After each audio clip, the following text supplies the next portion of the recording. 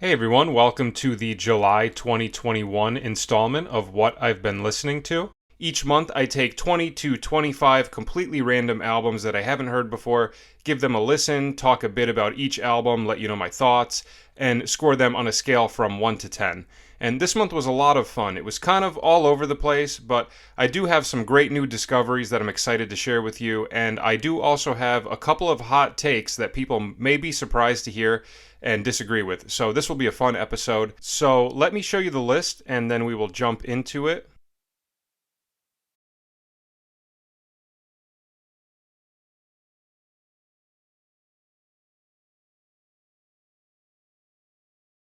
Okay, we're going to start out with the fifth studio album by the Kinks from 1976 titled Something Else. This was a recommendation from a friend of mine, and I don't know a ton of stuff by the Kinks beyond, their big hits like Lola, You Really Got Me, and All Day and All Night.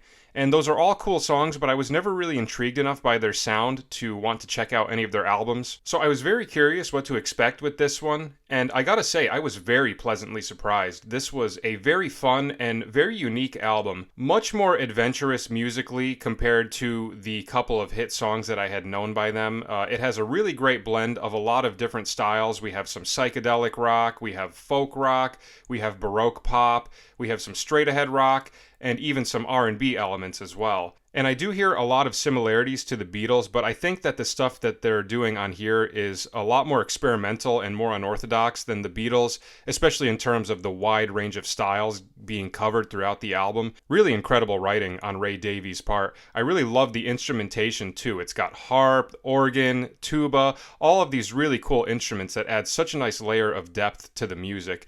And apparently Ray Davies played all of the parts himself, so I had no idea how good of a musician he was, and I have a newfound respect for him after hearing this album. And I also had no idea that Waterloo Sunset was by the Kinks. I've always loved that song whenever I've heard it, but I never knew who it was by, so that was a nice little discovery as well, and I think that track was just a beautiful end to a great album. A couple other favorites of mine on here are Harry Rag and Afternoon Tea.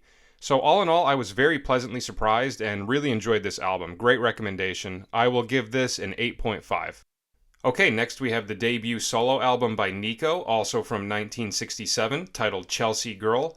This album was interesting. I thought it had some really great moments, but there were a couple of songs on here that really didn't do much for me and took away from some of the momentum of the album.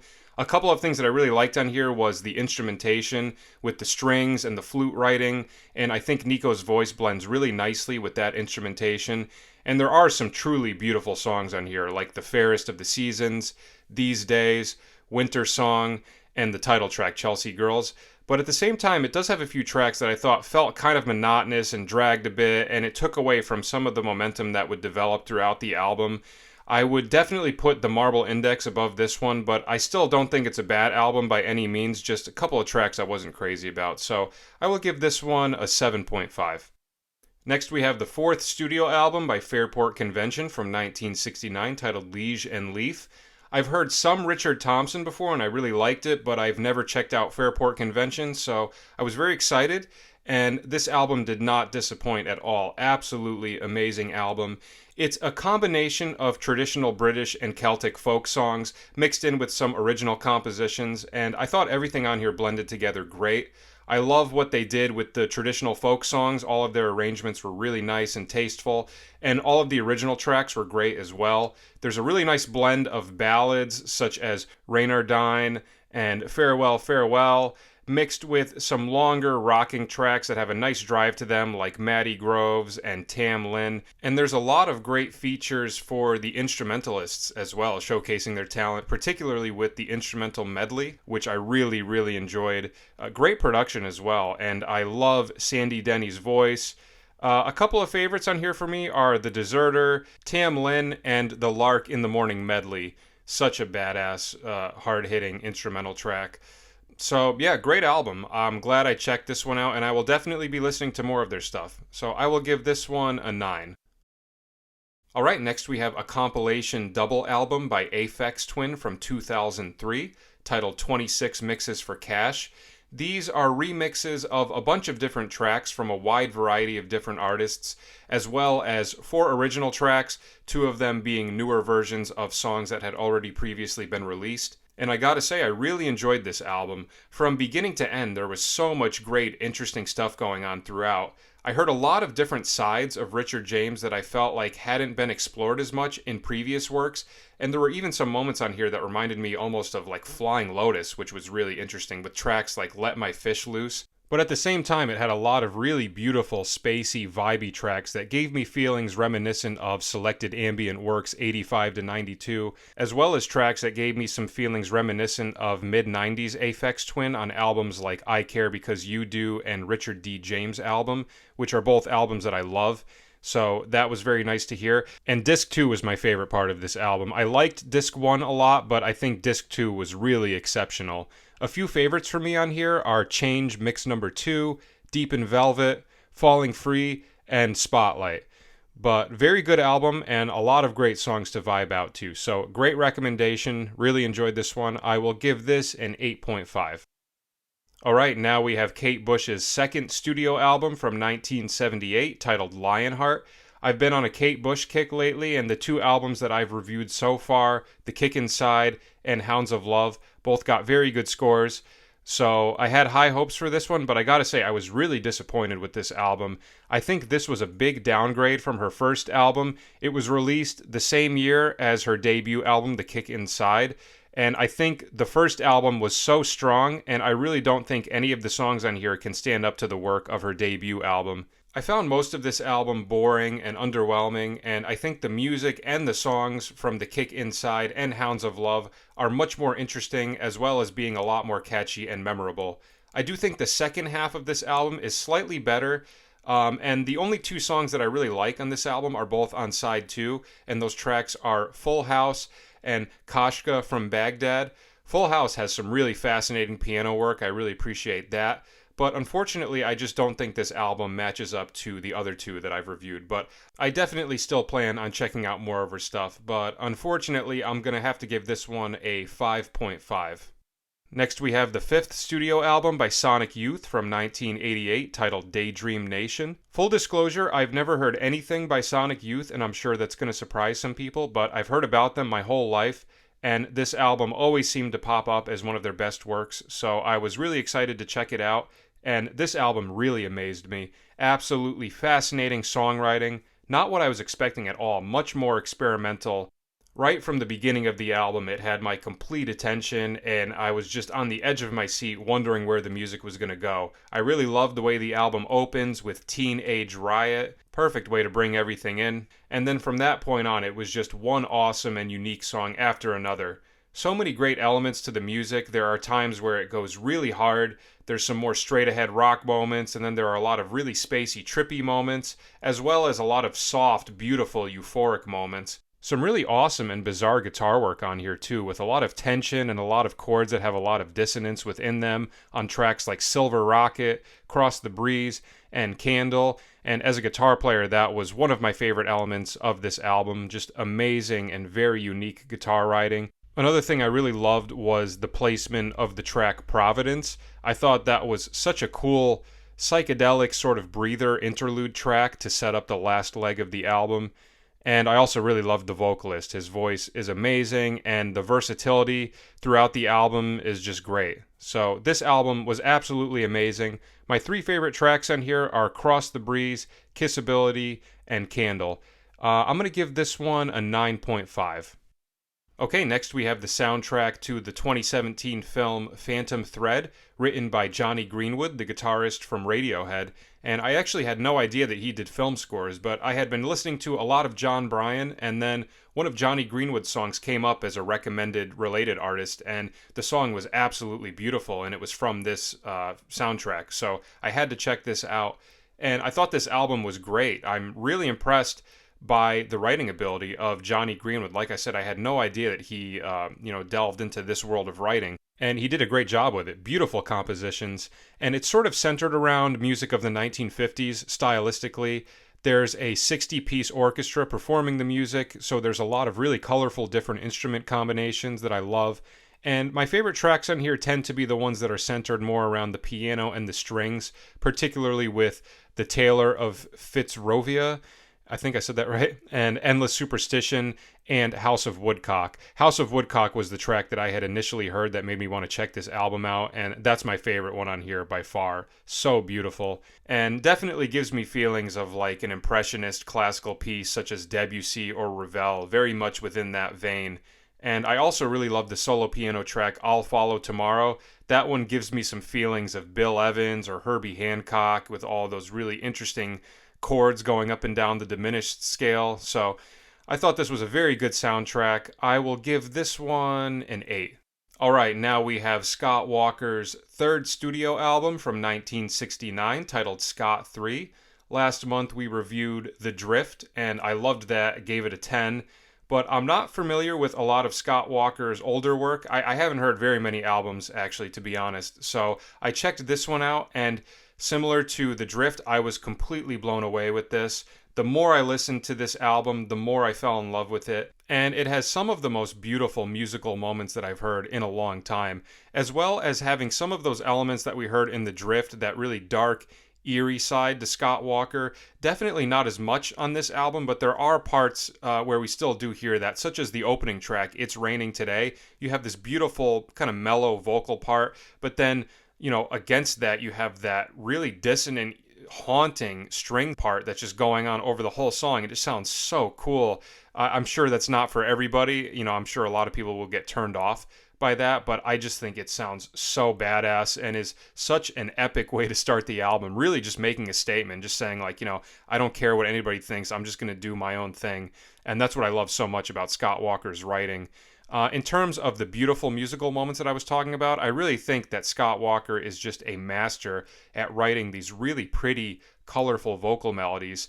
And then the instrumentation on the album just complements his voice perfectly. I really love the use of the strings, the harp, the flute, and the brass section. The album has 13 songs, 10 of them are originals, and the final 3 tracks are covers of a Belgian singer named Jacques Brel. I love all 3 of the covers, and I think every single Scott Walker song on here is great, with the exception of 30th Century Man. I know that will surprise some people, and I know that's one of the hit songs on here, but I find that track to be sort of out of place with everything else on here. When I listen to this album, the first 7 tracks are all very similar in the sense that they're very, you know, beautiful, euphoric, with a lot of lush instrumentation. And then when I feel like 30th Century Man comes in, it's like this acoustic guitar track that's more upbeat, and it just feels kind of out of place to me. Let me know if you disagree with that. I'm curious if other people do feel the same way. But other than that, I love every track on here. My favorites are Rosemary, Butterfly, Two Ragged Soldiers, and Copenhagen. And I actually just did a cover of Copenhagen on Monday, so if you want to check that out, it's on my channel. I could listen to the last 40 seconds of Copenhagen over and over and over again. It sounds so magical to me and just brings me to another world. So even though there is one track on here that I don't care for, I think everything else is so good that I have to give this album a 10. So Scott Walker has been on a roll, getting 2 10s these past 2 months. Alright, next we have the 6th studio album by Swervedriver from 2019 titled Future Ruins. Last month we did their 5th album, I Wasn't Born to Lose You, and that got a 9, and I was excited to see where they would pick up from after that album. And I gotta say, I liked this one probably even a tad bit more than the previous release. Such beautiful writing and a nice solid batch of new great Swervedriver songs. My personal favorite on here is The Ascending, and to me, this has some of the most unique guitar chord progressions of any Swervedriver song, particularly on the second section. A lot of really kind of subtle, dissonant things going on underneath the vocal part that really kind of blew my mind. I couldn't stop listening to it. Absolutely amazing song. A couple of others that I really like on here are Drone Lover, Golden Remedy, and The Lonely Crowd Fades in the Air. The 10 tracks on this album were also chosen out of a pool of 30 tracks, so hopefully there will be more Swervedriver music in the near future. I'll keep my fingers crossed. But yeah, great album. I'm going to also give this one a 9. Next we have Robert Wyatt's debut studio album from 1970 titled The End of an Ear. A few months ago I reviewed Rock Bottom and I absolutely loved it and gave it a 10. But this album was before Rock Bottom and before Robert Wyatt had his accident where he became a paraplegic. This is actually the only solo album he released prior to that. So I knew the writing style was probably going to be a lot different, especially considering the fact that Robert was still able to play drums for this album. And I was a little disappointed with this one. It's extremely experimental and it has no vocals in it other than vocal experimentation, but no lyrics or anything. And I do appreciate how much they're stretching the envelope musically, and there are some really amazing moments on this album. But as a whole, I don't think that this album has a great momentum to it, and there are a lot of parts that do get a little too out there for me. But if you're into that stuff, then definitely check this out. Musically, it's completely different from what I fell in love with the Rock Bottom album. But it does showcase Robert Wyatt's creativity and his ability to just keep taking chances and pushing the envelope. So I do appreciate that. But I don't think it's one of the greatest albums. I will probably give this a 6.5.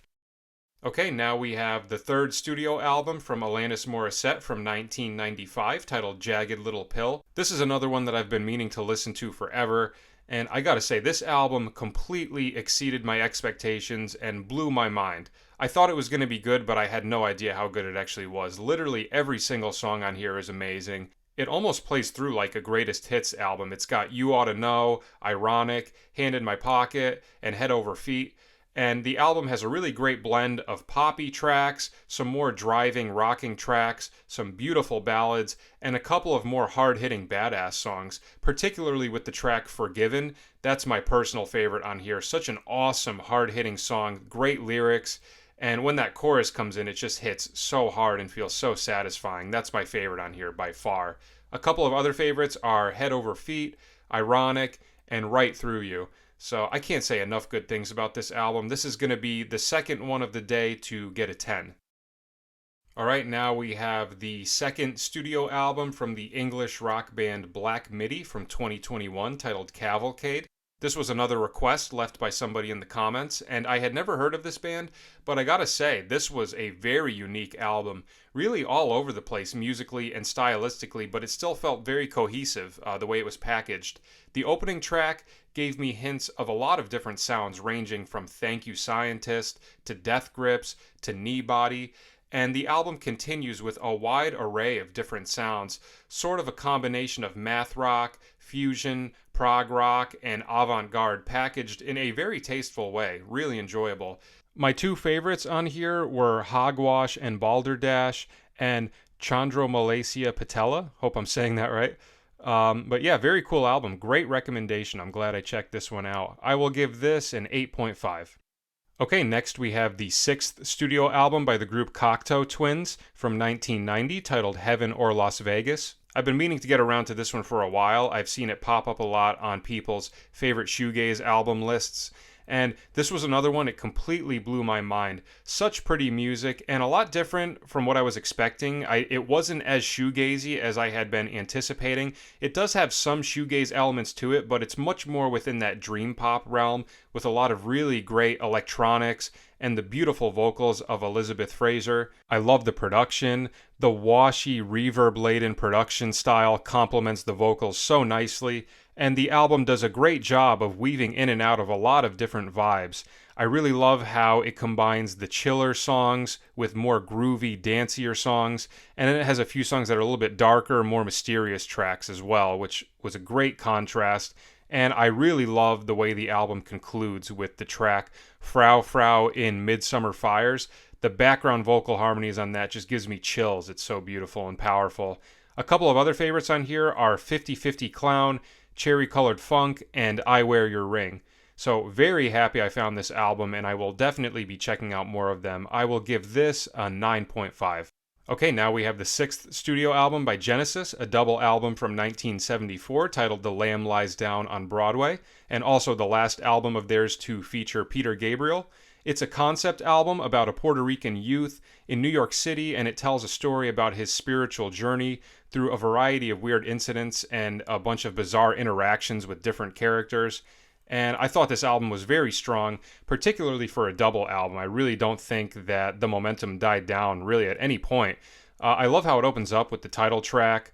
Very catchy and awesome track, and from that point on, it's just very solid. Each side had a couple of tracks that really stood out to me. Side 1, I love the title track as well as In the Cage. Side 2, I love Counting Out Time and The Carpet Crawlers. Side 3, I love Anyway and The Lamia. And for side 4, I love It and The Light Dies Down on Broadway. A really beautiful, heartwarming track to set up the final couple of songs on the album. Side 4 is probably my favorite of the album, and side 3 would probably be my least favorite if I had to pick one. But like I said, I think the whole album is very consistent and just very good. My favorite track on here is The Carpet Crawlers. I think that is just such a cool, unique song. So yeah, another great recommendation. Glad I checked this one out. I will give this an 8.5.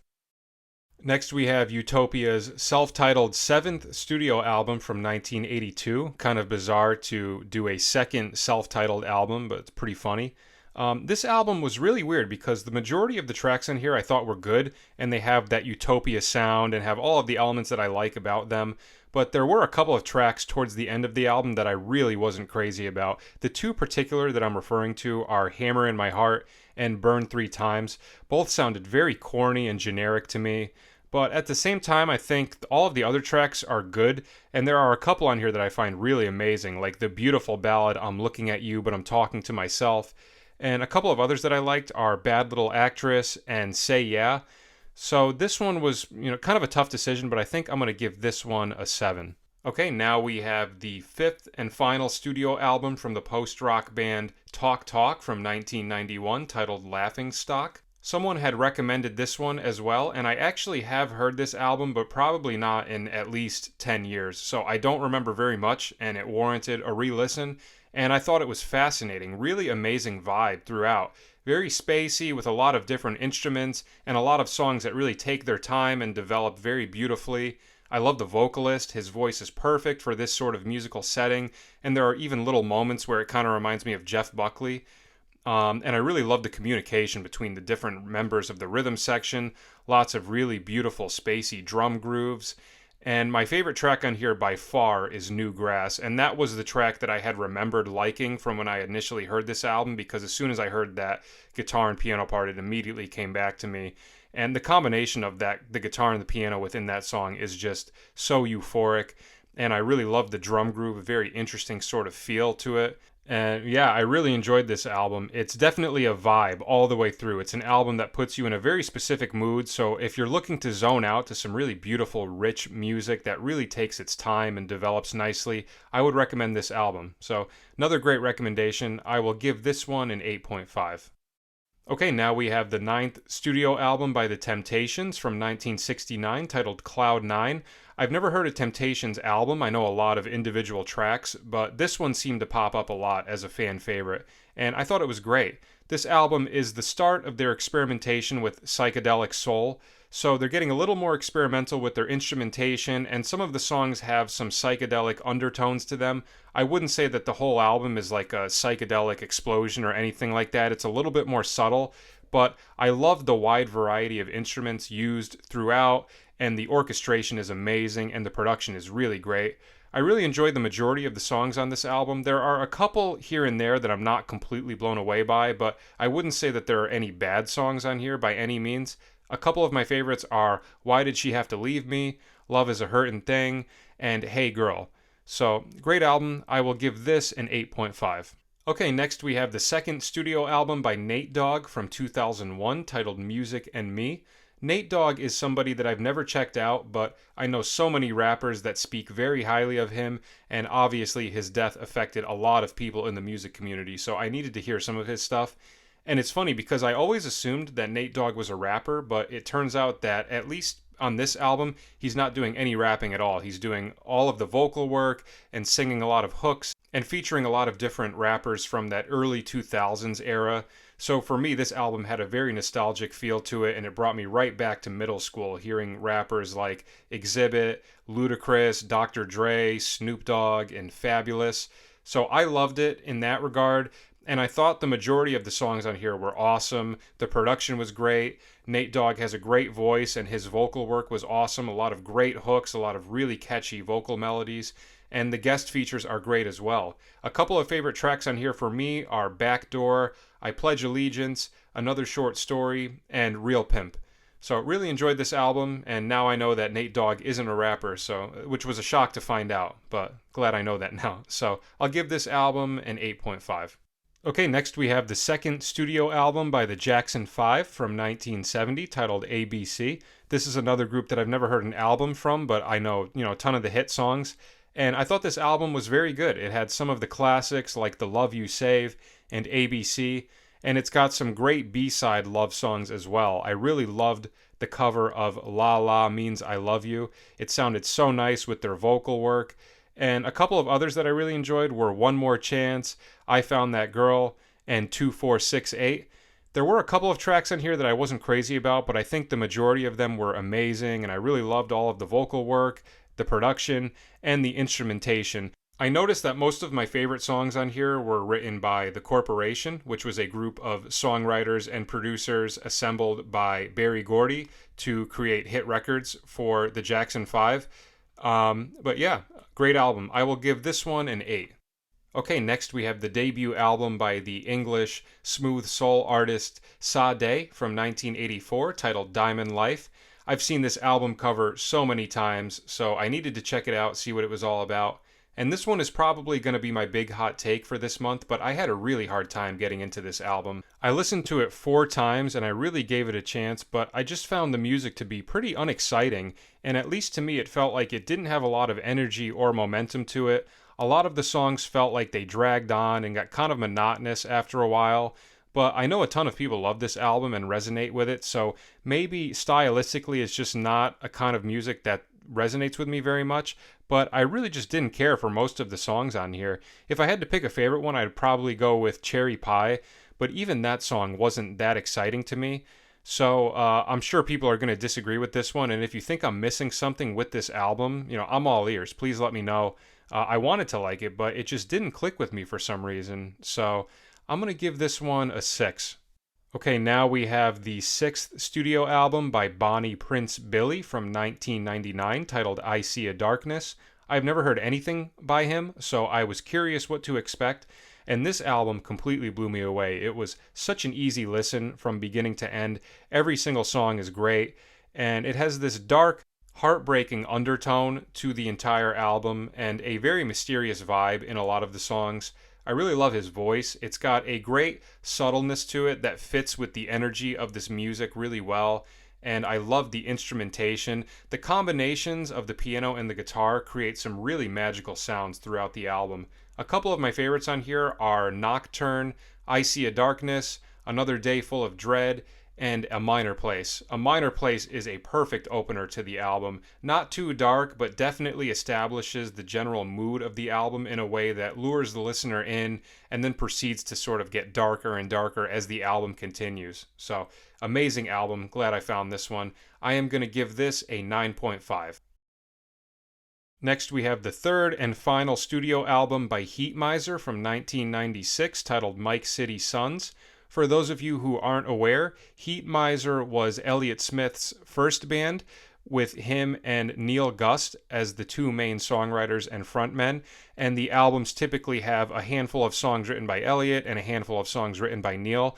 And with Heat Miser, I typically always resonate a lot more with the Elliott Smith songs, but I gotta say, I thought this album had a great blend of songs from each of them, and I did enjoy the majority of Neil's songs on here as well. I would say that the originals written by Elliott on here are probably the closest that a Heat Miser album will get to sounding like a solo Elliott Smith album, and I think that's a great thing. Every single Elliott song on here is a banger. You have Get Lucky, Plainclothes Man, The Fix Is In, You Gotta Move, See You Later, and Half Right. And a couple of the Neil songs in here that I really like as well are Low Flying Jets, Eagle Eye, and Rest My Head Against the Wall. I think Rest My Head Against the Wall is the best song that I've ever heard by Neil. Absolutely beautiful song. And yeah, just a great album. A very solid final release for Heat Miser. So I will give this an 8.5. Alright, now we have the debut studio album from indie rock band The Shins from 2001 titled Oh Inverted World. I've seen this album cover pop up a lot over the years, and I heard a couple of the songs from this album on the movie Garden State, and I really liked them a lot, so I was excited to check this out, and I thought this was a very solid album. It's got that amazing early 2000s indie rock sound right from the opening track. It's produced very good. The songwriting is awesome. I pretty much enjoyed every track on here. The vocal melodies are very catchy and melodic, and there's a lot of unique instrumentation throughout the album, utilizing instruments like the harmonium, the xylophone, and the auto harp. A couple of my favorites on here are Weird Divide, Caring is Creepy, and New Slang. But really every song on here was very enjoyable, and this album was a very easy listen from front to back. I will give this a 9. Okay, now we have the third album from incredibly badass Armenian piano player Tigran Hamazian from 2009, titled Red Hail. Tigran Hamazian is somebody that I'm a huge fan of, and I've listened to a lot of his work, and never heard this album, but it just recently got put up on streaming, so I had to check it out. And unsurprisingly, this album was awesome and super badass. This is the earliest album I've heard from Tigran so far, and there were a couple of things that differentiated this album from some of his later works. You're still getting those really hard-hitting tracks with the beautiful vocal parts, similar to the stuff that you get on the Shadow Theater album, but you're also hearing a lot more improvisation on this album, which I really enjoyed hearing. That's something that I've always wanted to hear a little bit more of from Tigran, and it was great getting to hear it on this album and hear just the amazing interactions between the groups. Another thing that I love about this album is we have some guitar on 3 tracks from Charles Altura, and the addition of the guitar really adds something great to this album, and it has some really heavy, hard-hitting, badass moments, which I always love. That's one of my favorite things from Tigran, the ability to, write piano music that's almost like, I would almost call his music piano metal. A lot of times when people ask me to describe what it sounds like, I mean, he achieves some of the heaviest sounds that I've ever heard from a piano player, and combining that with the guitar really kind of just kicked it into even the next level of heaviness, which I loved. We also have Nate Wood on drums, and he's one of my favorite drummers for this sort of really hard-hitting, balls-to-the-wall kind of music. The rest of the group is amazing as well, with Ben Wendell on sax, Areni Agbabian on vocals, sorry if I'm mispronouncing that, and Sam Minet on bass, might be mispronouncing that as well, my apologies if I do, but every single track on here is solid. My favorites are Falling, Corrupt, and Shogur Jan. Might be pronouncing that wrong as well, a lot of potential mispronunciations, but awesome album from Tigran. I will give this an 8.5. Okay, for our jazz album this month, we are doing a live album from Art Blakey and the Jazz Messengers from 1955, titled At the Cafe Bohemia, Volume 1. I know this is an album I should have heard already as a student of jazz, but better late than never, I guess. All of the Jazz Messenger stuff is so classic, so unsurprisingly, this album was amazing. Other than Art Blakey, we have Hank Mobley on tenor sax, Kenny Dorham on trumpet, Horace Silver on drums, and Doug Watkins on bass, and all of these guys are super young on here. Doug Watkins is only 21, Hank Mobley is 25, Horace Silver is 27, and Kenny Dorham is 29. So it's awesome to hear how great all of these guys were playing at such a young age, and seeing Art Blakey's ability to really spot out new young talent and give them a great platform to play in his group. I really love hearing Art Blakey introduce the band at the beginning, and from that point on, every song that they play on here is amazing. We have a blues, we have a rhythm changes, we have a couple of originals, and we have a couple of great standards as well, with Alone Together, Lady Bird, and What's New. They also do Prince Albert, which is a bebop head based off of the changes to All the Things You Are. And Kenny Dorham is my favorite soloist to listen to on this album. Every single solo he does on here, he just absolutely destroys it, and his playing is so tasteful and so colorful. And I really love how they used the ballad What's New as a bass feature. I think Doug Watkins sounded amazing on that, and I thought that was a good choice. One thing that I wish that they did differently was I was hoping that Alone Together was going to be done as a medium or an up-tempo swing, just because I really wanted to hear all of the soloists just go crazy over those changes, but they ended up doing it as a ballad. Still sounded nice like that, but that was like the only moment where I was like, oh man, I wish they did that slightly differently, but totally subjective thing. I really enjoyed, pretty much everything about this album, and I thought this was a powerhouse of a group. So I will give this a 9. All right, and last but not least, we're going to do the 5th studio album by Adrian Lenker from 2020, titled Songs. I've never heard of anything by her, but this was a recommendation from a friend of mine, and this album was absolutely gorgeous. Really enjoyed this. Beautiful guitar work, amazing vocal work, and just overall the music is very blissful and euphoric and pretty. I really love the production and the vocal recording, particularly in the darker tracks like Ingadar and Forwards, Back, and Rebound. Kind of gives me some hints of Elliott Smith's self-titled album from a production standpoint. And there are also a lot of elements of this album that give me hints to Bon Iver's first two albums as well, within the guitar playing and the kind of vocal work that she's doing. And that was really nice as well. I really enjoyed that. My favorite tracks on here are Anything, To Reverse, Ingadar, and Half Return. So great recommendation and an amazing album. I will give this an 8.5. All right, so that is it for this month. I would say the reviews were mostly positive. We got a couple of 10s, so there were a couple of really good finds. And a few negative ones. Like I said, I think the Sade Diamond Life album is probably going to be the hot take of the month. But anyway, hopefully you have a couple of new albums to check out after this, and let me know your thoughts if you listen to any of these. And thank you to everybody who has been continuing to leave requests in the comments. Pretty much everything that's been requested so far I've really enjoyed. Please keep them coming. I appreciate them. So that's it for this month. Thank you very much for listening, and I will see you for next month's review. Take care.